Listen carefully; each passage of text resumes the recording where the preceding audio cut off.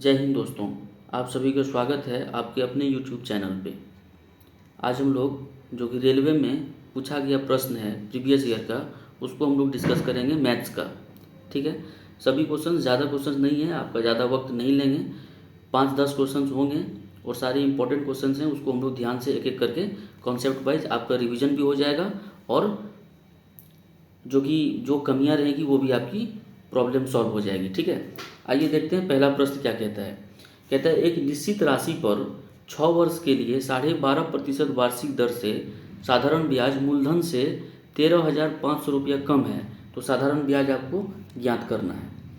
प्रश्न तो समझ में आ गया होगा। अब देखिए, आपको टाइम दे रखा है, आपको टाइम जो है वो दे रखा है, रेट परसेंट जो है 12.5% है, लेकिन कह रहा है कि साधारण ब्याज जो है मूलधन से 13.5 मतलब 13,500 रुपया कम है, यानी मूलधन आपको पता नहीं है। तो मान लीजिए कि मूलधन जो है, मान लेते हैं प्रिंसिपल पी है। प्रिंसिपल क्या है? पी है। मान लेते हैं प्रिंसिपल पी है। अब कह रहा है कि साधारण ब्याज मूलधन से इतना कम है, यानी एसआई जो है, एसआई बराबर हम लिख सकते हैं मूलधन से 13,500 कम है, इतना लिख सकते हैं। इसमें कोई दिक्कत की बात नहीं है। यानी एसआई जो है, यानी सिंपल इंटरेस्ट, साधारण ब्याज जो है प्रिंसिपल से 13,500 रुपया कम है, कोई दिक्कत नहीं है। यहाँ पे प्रिंसिपल हमने पी माना, एसआई को एसआई माना। और हम जानते हैं दोस्तों कि एसआई का जो फॉर्मूला होता है वो होता है P into R into T by 100 होता है। इसका मतलब हम इसको लिख सकते हैं प्रिंसिपल यानी पी वही रहेगा, क्योंकि पी ही मान रखे हैं। रेट ऑफ इंटरेस्ट यानी रेट 12.5% है, तो 12.5% का जो फ्रैक्शन वैल्यू होता है दोस्तों, वो होता है कितना? 12.5% का फ्रैक्शन वैल्यू कितना होता है? 1/8। कितना होता है? 1/8। 1/8। ठीक है, तो यहाँ पे लिखेंगे 1/8। ठीक है, 1/8।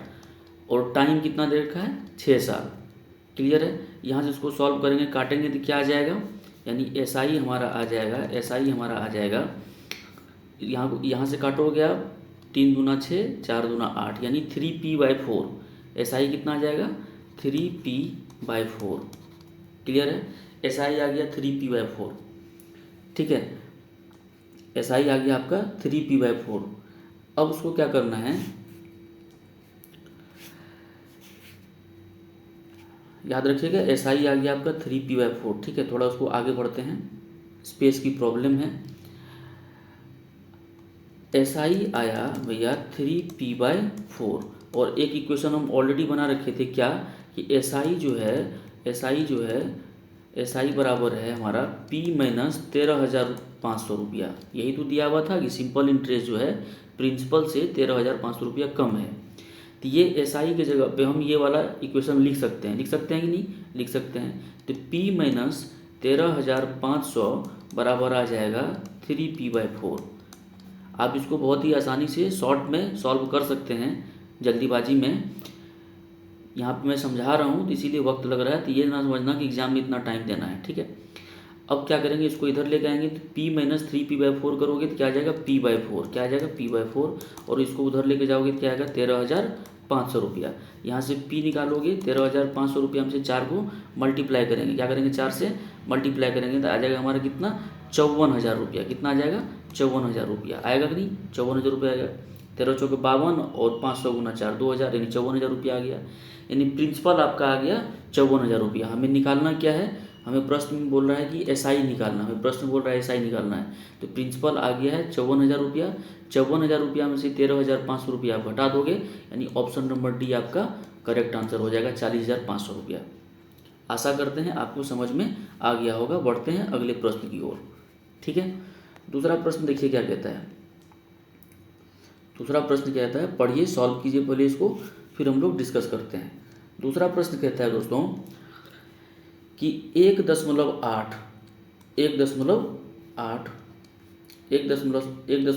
और 3.2 के बीच मध्यानुपात यानी मीन प्रोपोर्शनल, और 5 और 3 के तृतीयानुपात मतलब थर्ड प्रोपोर्शनल में अंतर ज्ञात करना है। आपको क्या करना है? अंतर ज्ञात करना है। ठीक है, देखिए, सबसे पहले तो फॉर्मूला आपको याद होना चाहिए कि मीन प्रोपोर्शनल का फॉर्मूला क्या होता है और थर्ड प्रोपोर्शनल का फॉर्मूला क्या होता है, तृतीयानुपाती का और मध्यानुपाती का। तो मीन प्रोपोर्शनल का फॉर्मूला, जैसे मान लीजिए कि प्रोपोर्शनलिटी कांस्टेंट क्या होता है, मान लीजिए A ratio B proportion C ratio D, C ratio D, ठीक है। ये हो गया रेशियो और ये एक प्रोपोर्शन में है, ठीक है। तो अगर मीन प्रोपोर्शन की फॉर्मूला की बात करें तो मीन प्रोपोर्शन जो होता है वो दोस्तों होता है root under A B, root under A B. मान लीजिए दो संख्या आपको दे रखा है, एक ए दूसरा बी, और उसका कह रहा है कि मीन प्रोपोर्शन निकालना है, तो फॉर्मूला आप याद रखिएगा रूट अंडर ए बी, ठीक है। और थर्ड प्रोपोर्शन की बात करेंगे, अगर मान लीजिए थर्ड प्रोपोर्शन निकालने को दिया जाए तो ये होता है B square divide by A, B square by A क्या होता है, बी स्क्वायर बाई ए, ठीक है। तो उसी का यूज करेंगे और सवाल को बड़े आसानी से बना लेंगे। तो देखिए 1.8 और 3.2 का मीन प्रोपोर्शन क्या होगा, तो रूट अंडर 1 दशमलव रूट अंडर, एक मिनट रुकिएगा दोस्तों, हाँ, रूट अंडर 1.8 इंटू 3.2। अब देखिए यानी इसको 18 को 32 से गुना कीजिए, तो 18 दूना 36 बचा 3, 18 3 54 3 57, यानी 5.76 का रूट अंडर, यानी आ जाएगा 2.4।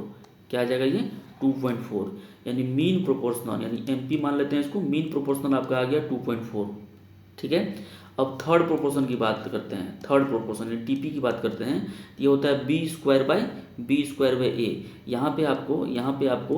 यहाँ पे बी कौन है, तो 3b है, 3 क्या है, b है, तो आ जाएगा कितना 9/5, 3 का स्क्वायर 9/5, ठीक है। अब दोनों का डिफरेंस हमको निकालना है, दोनों को क्या करना है, डिफरेंस निकालना है।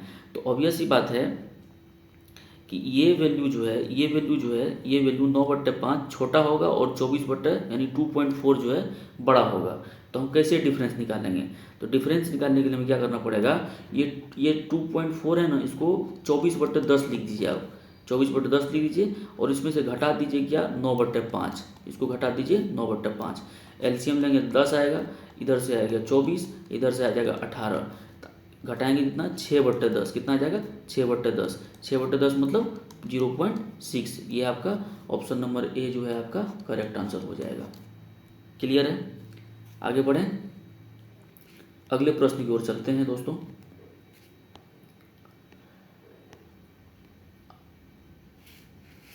देखिए अगला प्रश्न क्या कहता है, अगला प्रश्न कहता है भाई कि एक सेल फोन का मूल्य उसके क्रय मूल्य से 20% अधिक अंकित किया गया है। आप इसको फ्रैक्शन में भी तोड़ के बना सकते हैं या आप 100 मान के भी बना सकते हैं, ठीक है। तो देखिए क्रय मूल्य से, ये जो क्रय मूल्य है, क्रय मूल्य से 20% अधिक अंकित मूल्य किया गया है, यानी अंकित मूल्य जो है 20% अधिक है क्रय मूल्य से। तो हम क्यों ना यहाँ पे सीपी मान लें 100, सीपी मान लिया हमने 100, और अंकित जो किया गया है 20% अधिक किया गया है, तो यहाँ पे मार्क प्राइस हमारा कितना हो जाएगा 120, ठीक है, क्योंकि 20% अधिक अंकित किया है। और अंकित मूल्य पर 10% की डिस्काउंट दी गई है, छूट दी गई है, आपको लाभ प्रतिशत ज्ञात करना है। देखिए यहाँ पे तो लिख दिया है कि अंकित मूल्य पर 10% की छूट, अगर कहीं नहीं भी लिखा हो तो ये आप समझ रहे होंगे, आपको पता ही होगा कि डिस्काउंट हमेशा यानी छूट जो है हमेशा अंकित मूल्य पे दिया जाता है, और प्रॉफिट हो या लॉस हो ये डिसाइड कौन करता है, तो कॉस्ट प्राइस डिसाइड करता है, ठीक है। अब यहाँ पे डिस्काउंट कितना दे रहा है, 10% का डिस्काउंट दे रहा है, यानी ये 120 पे 10% का डिस्काउंट होगा, तो हम यहाँ से सेलिंग प्राइस निकाल सकते हैं, विक्रय मूल्य निकाल सकते हैं। कैसे, तो 120 रुपया उसका मार्क प्राइस था, इसमें से 10% को वो छूट दे दिया, यानी 120 का 90% आपको निकाल लेना है। तो 120 का 90% निकालेंगे तो क्या होगा, ये 108 हो जाएगा, 12 नमंग 108, यानी 108 हो गया। अब देखिए एसपी यहाँ से 108 है और सीपी ऑलरेडी हमने मान रखा है कितना 100 रुपया, यानी उसको 8% का प्रॉफिट हो रहा है, यानी ऑप्शन नंबर डी आपका क्या हो जाएगा, करेक्ट आंसर हो जाएगा। बहुत आसान सवाल है और ये रिपीटेडली पूछा जाता है, बहुत बार पूछे जाते हैं प्रीवियस ईयर पेपर्स में, तो आप इसको ध्यान रखिएगा। बढ़ते हैं नेक्स्ट प्रश्न की ओर, ठीक है। देखिए ये सक्सेसिव डिस्काउंट का एक प्रश्न आ गया, ये बहुत ही आसान होता है, आप ये जानते होंगे। सक्सेसिव डिस्काउंट निकालना 20% और 15% के दो क्रमिक छूट का एक एकल मतलब समतुल्य एकल छूट आपको निकालना है। 20% इसको दो तरीके से आप बना सकते हैं। तो 20% का फ्रैक्शन वैल्यू कितना होगा, 1/5, मतलब 5 में 1 की छूट दे रहा है, मतलब 5 को 4 बना रहा है, आप ये समझिए 5 को क्या बना रहा है, 4 बना रहा है। और 15% का मतलब होता है कितना, 3/20, 15% मतलब होता है 3/20, मतलब 20 को 3 यानी 17 बना रहा है। आप इसको गुना करेंगे, 100 को 68 बना रहा है, तो डिस्काउंट कितने का दे रहा है? 32% का। आप ऐसे भी इसको सॉल्व कर सकते हैं, यानी एकल डिस्काउंट जो हो गया 32%, ऑप्शन नंबर सी आपका करेक्ट हो गया। या अगर आप चाहें इसको फॉर्मूला से बनाने के लिए तो फॉर्मूला से भी बना सकते हैं। वो कैसे बना सकते हैं? देखिए 20% तो आप जानती होंगे, 20 प्लस 15, 20 प्लस 15 माइनस 20 गुना 100, सॉरी 20 गुना 15,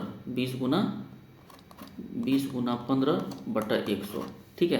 तो ये हो जाएगा 20 15 35, ये हो जाएगा 20 15 35 माइनस, इसको काटोगे तो 5 5 दिया 15 यानी हो जाएगा 3, यानी 35 माइनस 3 घटाओगे तो कितना आएगा? 32 आ जाएगा। ये भी फॉर्मूला आपको पता होगा, ऑप्शन नंबर सी आपका करेक्ट आंसर हो जाएगा। क्लियर है? आगे बढ़ते हैं भैया नेक्स्ट प्रश्न की ओर। देखिए ये प्रश्न क्या कहता है? ये प्रश्न कहता है दोस्तों कि एक व्यापारी अपनी वस्तुओं को क्रय मूल्य से 15% अधिक पर अंकित करता है। इसी तरीके का प्रश्न अभी हमने देखा है। मान लेते हैं सीपी आपका क्रय मूल्य आपका 100 रुपया है, 15% अधिक अंकित करता है, इसका मतलब मार्केट प्राइस जो है, मार्केट प्राइस कितना हो जाएगा? 115 हो जाएगा, ठीक है। और नगद भुगतान के लिए 5% की छूट देता है, तो बेसिकली वो 115 रुपया में 5% की छूट दे रहा है। तो 115 रुपया में 5% की यानी 95% आपको निकालना है, क्योंकि 5% की छूट वो दे दिया, ठीक है। 5% की छूट वो क्या किया? दे दिया। तो यहाँ से आप काटोगे, कैसे काटोगे भैया? अब आपको निकालना है उसका प्रॉफिट परसेंट। तो कैलकुलेशन है, तो इसको काटने का सबसे बढ़िया तरीका ये है भाई, क्या आप इसको 5 से काटो, तो ये काटोगे तो 19 5 95, इसको काटोगे तो 20 5 100, 20 आ गया, ठीक है। 5 से इसको काटो, 5 चौके 20, और 5 से इसको काट दो, 5 से इसको काटोगे क्या होगा? 23 5 115, ठीक है। 23 5 115। अब 19 को 23 से करेंगे, देखो 19 दिए 57, 19 दिए 57, 7 बचा 5, 19 दूना 38, 5 43, कितना आ जाएगा? 437/4, 437/4, 437/4 मतलब क्या हुआ? 10 चौके 40, 3 बजा 9 चौके 36, यानी 109 से कुछ ज़्यादा आएगा, 109 से कुछ ज़्यादा आएगा। इसका मतलब प्रॉफिट क्या? देखिए सीपी हमने 100 माना है, और ये एसपी जो है 109 से कुछ ज़्यादा आ रहा है, मतलब 9 पॉइंट समथिंग प्रॉफिट होगा। तो ये तो होगा नहीं, ये होगा नहीं, और यहाँ पे 9 पॉइंट समथिंग आपको दिख रहा है। ऑप्शन नंबर ए आपका करेक्ट आंसर हो जाएगा, ठीक है। आशा करते हैं आपको ये समझ में आया होगा। फिर इसी तरीके से एक छोटे वीडियो के साथ हम लोग मिलेंगे कभी और। तब तक आप क्या कीजिए, इसको प्रैक्टिस कीजिए, मस्त रहिए, हंसते रहिए, खेलते रहिए। चैनल को सब्सक्राइब कर दीजिए। हमारे साथ अंत तक बने रहने के लिए आपका बहुत बहुत शुक्रिया। Thank you very much.